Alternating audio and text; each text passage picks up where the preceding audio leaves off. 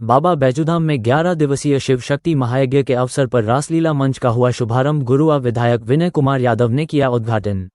गुरुआ के प्रसिद्ध धार्मिक स्थल बाबा बैजूधाम में चल रहे 11 दिवसीय महायज्ञ के शुभ अवसर पर भव्य रासलीला मंच का आयोजन किया गया। इस रासलीला मंच का उद्घाटन गुरुआ विधायक श्री विनय कुमार यादव ने विधिवत रूप से फिता काटकर और दीप प्रज्वलन कर किया। कार्यक्रम के पहले दिन बड़ी संख्या में श्रद्धालुओं की उपस्थिति देखी गई। विधायक श्री यादव ने यज्ञ स्थल पर पहुंचकर पूजा अर्चना की और बाबा बैजूनाथ से क्षेत्र की खुशहाली और समृद्धि की कामना की। साथ ही उन्होंने कहा कि ऐसे धार्मिक आयोजन समाज को एकजुट करते हैं और हमारी सांस्कृतिक परंपराओं को जीवित रखते हैं। भाई 108 विराट महायज्ञ का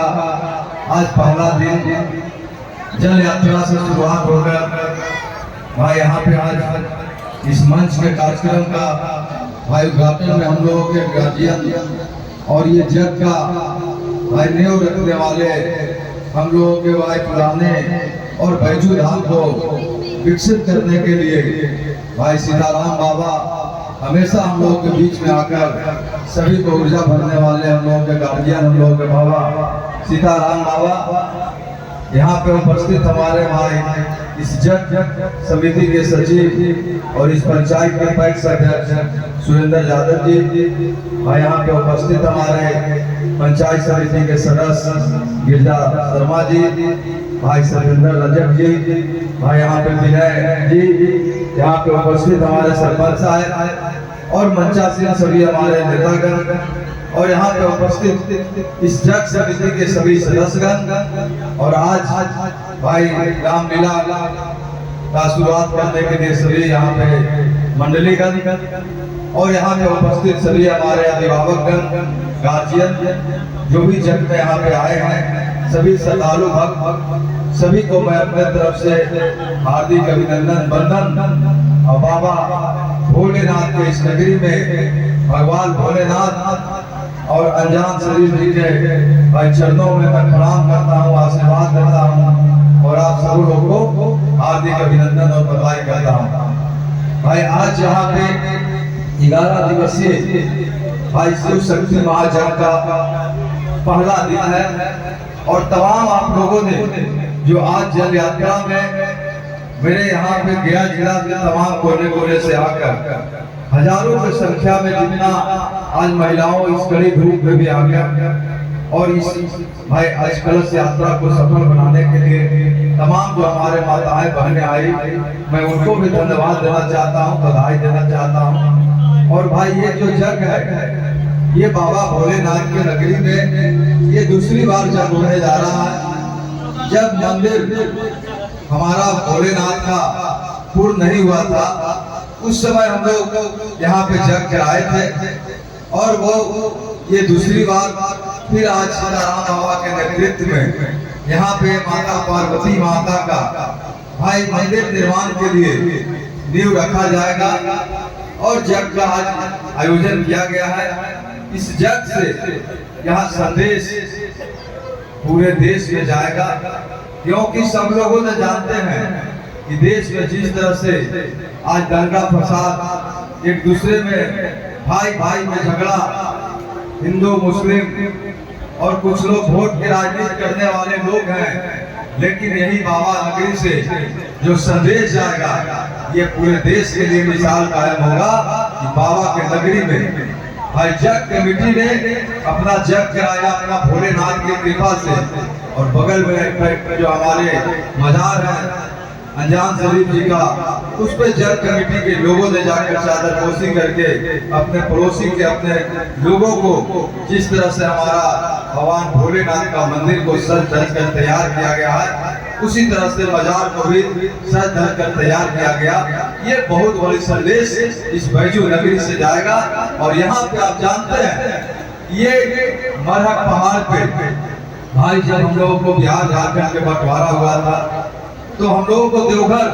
भाई गांव गांव के लोग जाते थे कि बाबा धाम जा रहे हैं, देवघर जाएंगे, बाबा धाम जाएंगे। प्रत्येक सावन में लोग जाते थे भाई जो गांव के अच्छे अच्छे लोग थे जिनको श्रद्धा होता था इकट्ठा करके नहीं हो तो पड़ोसी से चंदे करके बाबा को दर्शन करने के लिए देवघर जाते थे। लेकिन बाबा का कृपा हुआ कि जब यहाँ पे बाढ़ आया तो लोगों ने यहाँ पे बरक पहाड़ पे सब गौ चराने लोग आए थे और ऐसे ही बैठकर खोदते खोदते देखे तो ये इतनी भव्य विशाल शिवलिंग नजर पड़ा और उसको लोकार्पण यहाँ पे पहली बार लोकार्पण हुआ और यहाँ पे उसकी स्थापना हुई। और उस समय तत्कालीन मुख्यमंत्री भाई हमारे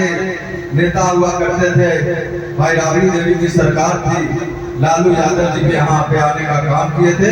और लालू यादव इस धरती पे आके लोकार्पण किए थे। उस समय यहाँ पे माननीय विधायक शकील अहमद जो आज हम लोगों के बीच में नहीं है, वो यहाँ मंत्री रहा करते थे और वो आकर इस मंदिर का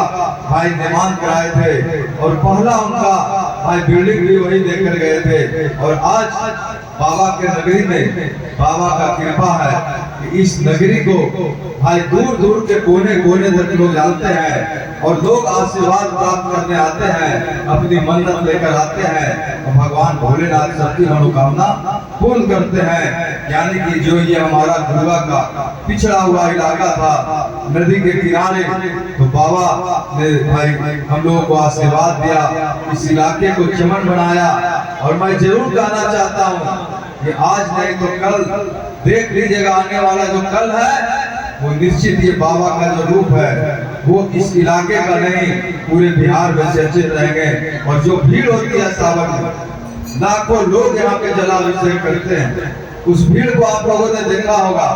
ये बाबा की शक्ति है और उन्होंने अपने शक्ति से यहाँ पे आज इतनी भीड़ होती है कि हम लोग सावन में उस भीड़ को संभाल नहीं पाते हैं और इतनी श्रद्धालु आते हैं। तो आज बाबा का कृपा है और तमाम यहाँ पे जो हमारे जग के कमेटी के लोग हों, आसपास के लोग हों, तमाम लोग को हम लोग संदेश देने के लिए इसलिए खड़ा हूँ भाई आप लोग जो यहाँ पे अतिथि देवो भव, जो भी जग में हमारे श्रद्धालु आएंगे वो मेरे अतिथि होंगे। मैंने यहाँ पे भाई जब भोले बाबा का शिवरात्रि में उद्घाटन में या सावन के मेले का उद्घाटन में मेरी पत्नी पहली बार यहाँ जिला पार्षद हुई थी, तीसरी बार वो नेतृत्व कर रही है, लगातार 2 बार प्रमुख है। मैं भी विधायक बना, मेरे पिता भी 3 जिले का चेयरमैन बने,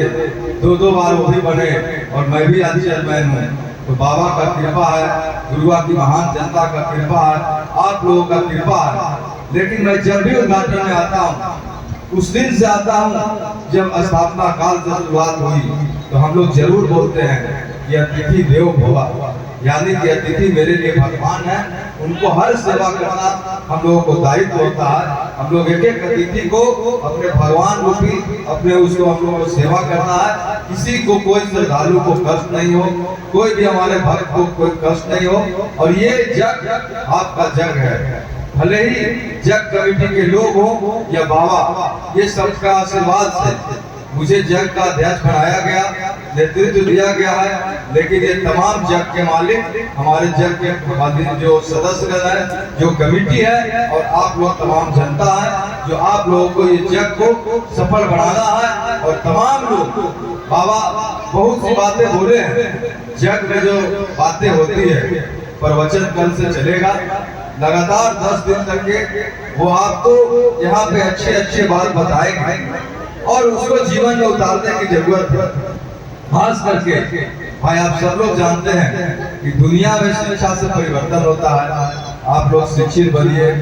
भाई, आगे बढ़िए। लेकिन मैं यहाँ पे एक संदेश देने के लिए मैं काम कर रहा हूँ कि आप लोगों